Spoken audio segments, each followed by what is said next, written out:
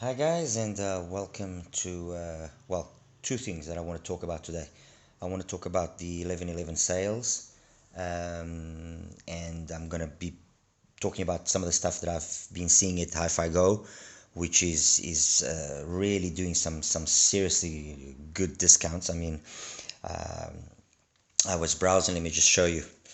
I was browsing their website uh, this morning with regards to like the new arrivals. And I mean, look at what they have. They've already got the new BKEYZ, the autumn, the single dynamic driver IM. They've got the new TRN TA2 as well, and at a good price. I mean, saving like 60 euros, well, about $75. They've got the new topping U90 as well. They've got the new Tandstrom Ecos. So they've got quite a bit of stuff going on, a whole bunch of dongle decks. They've also got the new ICO OH02, the single dynamic one. And then, well, like I said, you just have to browse through it and you'll see they've got a whole bunch of new stuff that is going to be coming out, that has just been released. And then with regards to the sales, again, some seriously good deals. I mean, the Starfield, you can have it for like a 15% discount or something, goes for the Moondrop Aria. The C Audio Bravery also is also having a discount. Like I said, you just have to browse through the sales section, and you'll be very surprised with some of the prices that they have on there. I can say that I've already spent some money. I've already bought a few things, also to review for you guys and everything. And so definitely worthwhile having a look. I just see the best sellers quickly. 11/11 sales best sellers. Let's see what they have here. Yeah, okay, yeah, as I was expecting. The DC05 for my Basso, the Moondrop Neko Cake, which I already have. And let me tell you something, what a surprise. I'll be reviewing that briefly, and wow, what a surprise. The P1, the new P1 Plus as well, it's been getting a whole bunch of hype. Although, it's debatable whether or not it will actually take down the new planar King, let's put it that way, the 7 Hertz Timeless. I think it's an absolutely amazing IEM. Honestly, it's one of my favorite IEMs right now. And I think it will actually stay one of my favorite IEMs. Anyway, like I said, have a look at HiFiGo and their sales section, their discounts they're going to have for 11/11, their best sellers. They've definitely got something there that will please you and will be to your liking. On to today's review, which is the new TRN, the TA2, a follow-up to the TA1. Just a quick look at the box, usual TRN kind of thing. Sleeve, inside we have the carrying case. Brings, it could be a better cable, but it is what it is.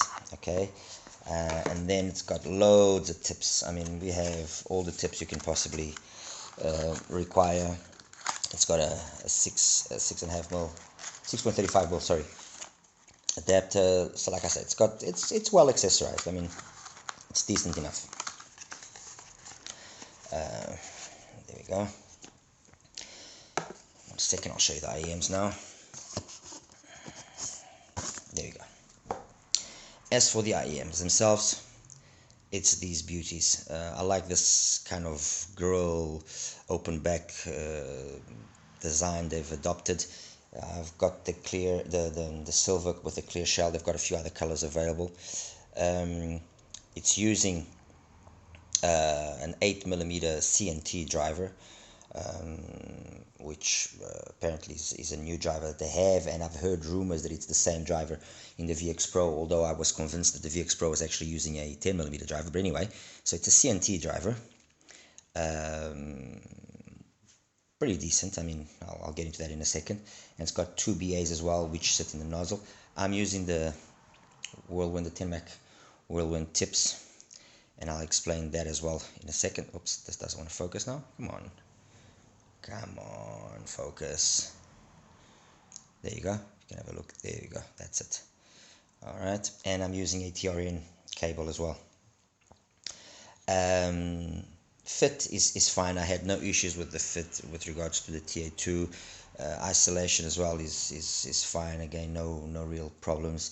The shell, it's a little bit on the flimsy side. I would have liked to see something nice, especially considering the TA1 offered such a nice metal shell reminiscent of the Sony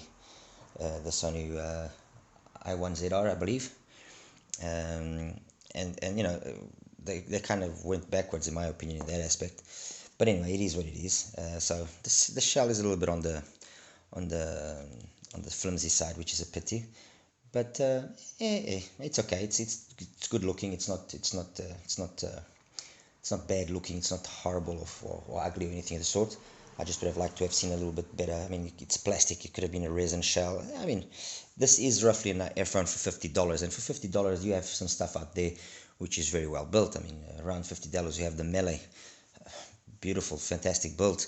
You have the HD Sound Heart Mirror, again, fantastic build. You have the Richo SG01, again, fantastic build. So yeah, that's basically it. It's a 2-pin connector, as you can see, QTC style. I'm just using a standard 2-pin. I don't have the other ones. And yeah, that's basically it. Anyway, on to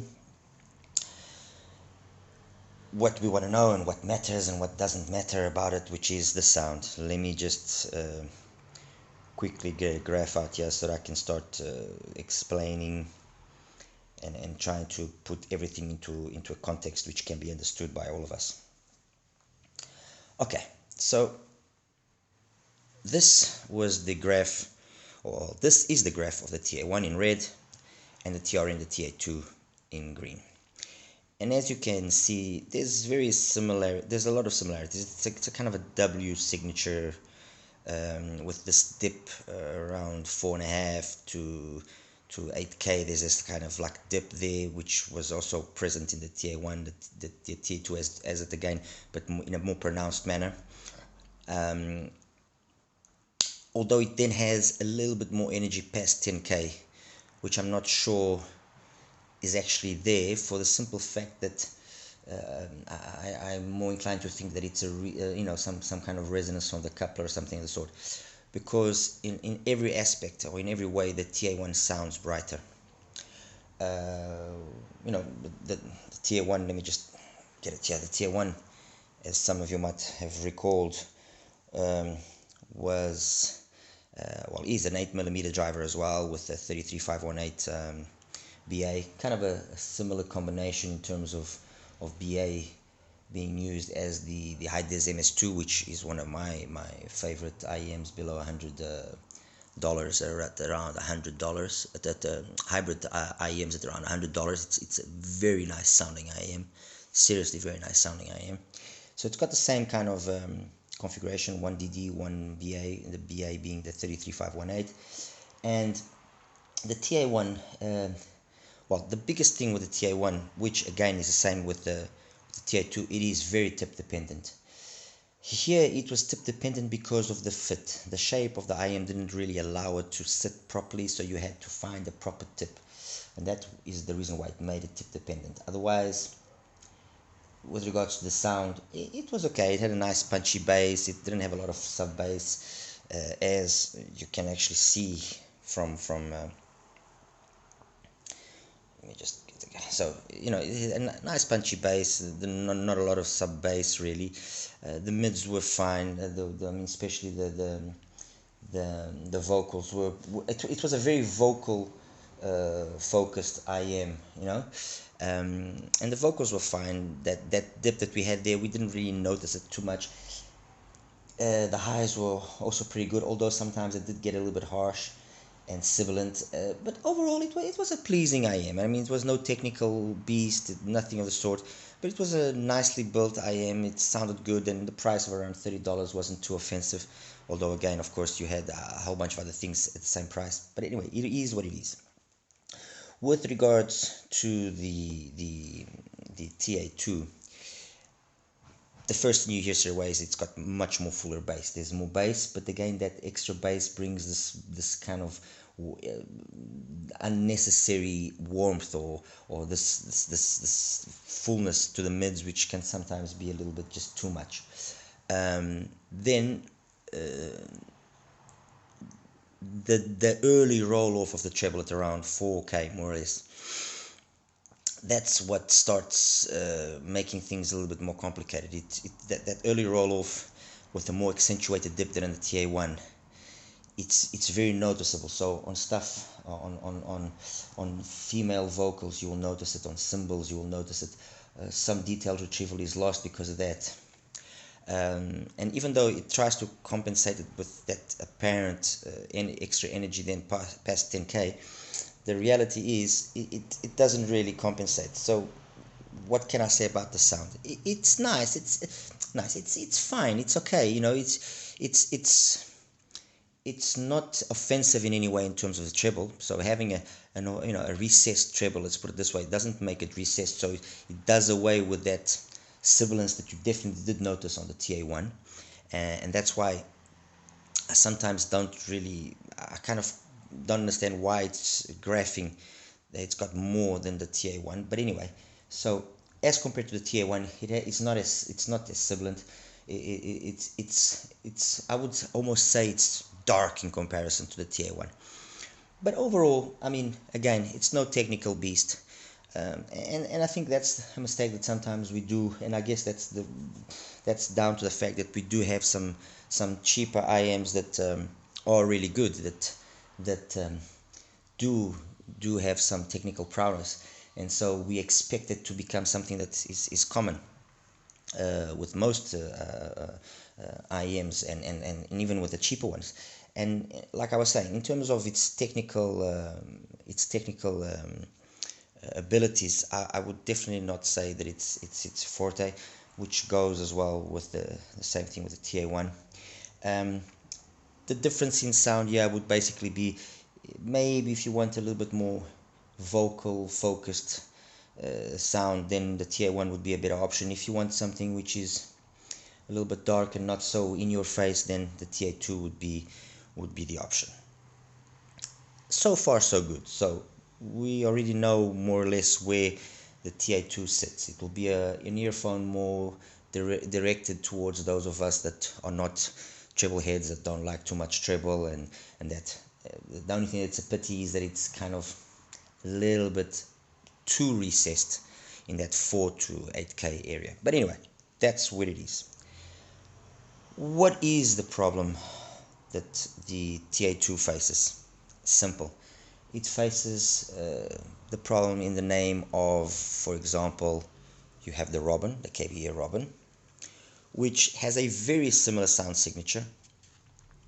It's got this, the bass is fuller, it's even more full than the bass on the TA2. But it's full, while on the TA2 it still has a sense of speed. Over here, the bass of the Robben can sometimes be a little bit slow.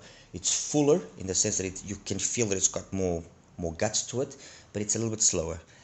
The mids are very identical. There's also this dip. Let me just 1 second. I'll show you the graph. Actually, I've actually got it here. Yeah, here we go. Again, TRN in green, the Robben in orange. It's still got that dip, but it's less pronounced, and because it's less pronounced, it automatically gives us that little bit extra energy in the treble that we seem to be lacking in the TA2, and that makes it just that little bit extra more engaging, just that little bit extra more interesting to listen to. So that's one problem that we have. We have rather the TA2 has. It's the Robben. The Robben is a similar IEM in terms of overall sound to the TA2, but it improves upon some of the flaws that the TA2 has. So yes, carrying on. That was one problem that the TA2 faces. The other problem that the TA2 faces is an oldie but a goldie in my opinion, which is the BQ EYZ, the KC2. So much has been said about this IM that there's not much I can really add, other than that it's, in my opinion, a hidden gem. It is a very nice IM which can be bought relatively cheaply now. I mean, I've seen these things costing $30 for a 2+2, so 2BA 2 dynamic driver. That's not much money. Excellent build quality. I mean, far superior to the TA2.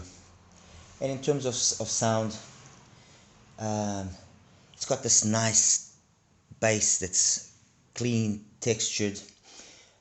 The mids are excellent. The highs are excellent.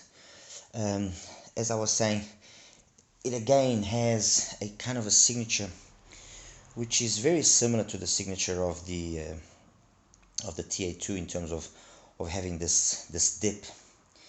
Let me just show you here. Okay, there we go. Again, Robben, sorry, the TA2 in green, the KC2 in black. It has this dip again, but for some reason, although the dip visually here seems as pronounced and as significant as the dip in the TA2, it just, that extra energy that you see above 10k, okay, on both, there you go, it makes up for that dip very nicely. And what you have is this very mild W shape signature as well, but it's really a pleasure to listen to. Really a pleasure to listen to. You will notice that this particular KC2 has got this kind of seemingly rolled off bass and so on and so forth. I guess this is again one of those QC issues, because as you will see here, I have two more sets. Okay, this one graphed almost identical to that first one. This one has got a little bit more bass on it. I mean, at the end of the day, I didn't really notice that roll off, to be honest with you. I guess it's because everything is so nicely matched together that I didn't really perceive that roll off in any way. So this is another problem that the TA2 faces. I was going to mention as well the QT5 from Revo Next, but this is one of those things that you either pick it up really cheap. Not that it's not a good IM, it's a good IM, but it's you know the company had so many issues, so many problems, and so on and so forth, that rather stay away from it unless you can pick it up for a really good price. Although it's an excellent IM as well, an excellent IM. Another one which I thought was also going to be perhaps relevant to the TA2 was the CVJ, the CSK 1+1 with 8mm. Again, the curve is almost identical. I mean, it's kind of I'll show you. There we go. Okay, again, CSK red, look at that. The curve again, very similar. The problem with the CSK is that it's more pronounced, that W. It's kind of a V almost. It's got a very strong bass, which can sometimes be very overpowering and kind of really bring down the mids, make them sound a little bit more recessed.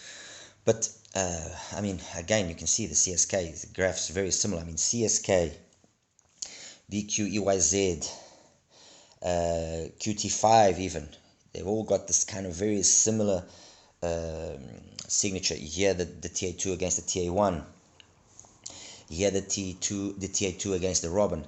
So they all have this very similar signature in that they kind of stay the same up to about 2k, as you can see. I mean, the TA2 or the Robben stays very similar up to 2-3k, and then that's where the differences start happening. With regards to the TA1, again, it's very similar, a little bit less bass energy, but very similar. With regards to the QT5, again, very similar, but because that dip is less pronounced in the QT5, the sound then changes and it's more open. The BQ EYZ, looking at it, it seems significantly more different because of the very pronouncedly recessed bass as compared to the TA2. but the reality is when you listen to it, you don't notice it. Like I mentioned, I didn't notice it. And I had the other set, like I mentioned, which is almost identical to the TA2, and again almost identical to this one in terms of listening to it. So I don't know, maybe I just measured it wrong. I could remeasure it and just make sure. And again, like I said, the CVJ, the CSK, again a very similar signature, this one being the most pronounced one. But anyway, and the last problem that the TA2 faces in terms of competition is these two gentlemen here, the CCA NRA and the KZ, the ZEX. Again, much has been said about these two earphones. I particularly find the sound of the ZX a little bit more pleasing. I found the sound of the NRA just a little bit extra harsh. I don't know if it's maybe just a question of the driver, it's of the particular unit that I have, although I have two other units which I bought and they sound exactly the same. So I don't know, I guess they just implemented a slightly different tuning here than on the ZEX. It's got that magnetostatic driver, which as you know, it's not an electrostatic driver. It doesn't have no transformer there to really drive it properly, but it's an interesting attempt, let's put it that way. So it's got that magnetostatic driver, which I think is a dawn of something new for KZ, and they can actually work upon it and bring us more interesting IEMs in the future. With regards to the sound, it's got this punchy bass, which can sometimes be a little bit too much, similar to the TA2. But then in the vocals and in the highs, it's really good. It's really good. And we're talking something which costs around $22-23. So I want to like the TA2. I like it. I'm not gonna say I don't like it. I like the TA2, but it faces some stiff, really stiff competition, and it will all come down to what is your brand loyalness, what is your preference, and so on and so forth. Because as it stands, there isn't really much to justify the purchase of the TA2, in my opinion. I mean, if it was cheaper, maybe that would be a selling point, but at the $50 mark, it is complicated. I'll be very honest, it is complicated. You have the ZX and the NRA as excellent choices in every way, as good and better than the TA2, in that they don't have that lack of openness in the sound. Okay. You have the Robben at about the same price, which again very similar, very similar in terms of the overall curve, but the bass here is just a little bit more fuller, and you have that little bit extra energy from 4 to 6, 7K, which just makes it that more engaging. And then you have well, like I say, an oldie and goldie. It depends where if you can find it or not, which is the KC2 from BQEYZ. A very underrated IEM in my opinion, and very nice. Seriously, a very nice IEM. Anyway, guys, that's my little take here on the TA2. The postman just arrived. That's why I had to pause the video for a second a couple of minutes ago with a whole bunch of stuff. I've got maybe 10 packages that have just arrived. Again, have a look at the sales that HiFiGo have going on, because like I said, I looked at it this morning, and I bought a few things already straight away, because there were some items there that I definitely was looking forward to getting my hands on, and I already bought. And the sales they're gonna start tomorrow are really something else. Besides them, I'm sure there will be other stores that also have some stuff, but HiFiGo is who I'm dealing with mainly now, as they've been really exemplary with some minor small issues that I've had, and so I think it's only fair that I kind of give them my support. Anyway, guys, thank you. Take care. Bye bye.